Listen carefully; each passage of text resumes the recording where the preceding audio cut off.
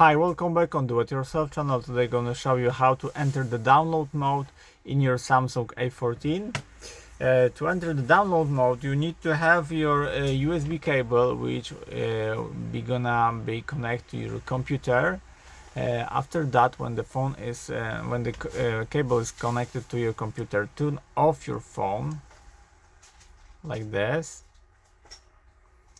Just wait until the phone is permanently turned off. Okay, it's now. So now press and hold volume up and volume down together and connect your USB cable in. Still holding this both key. That's it. Release and volume up to continue.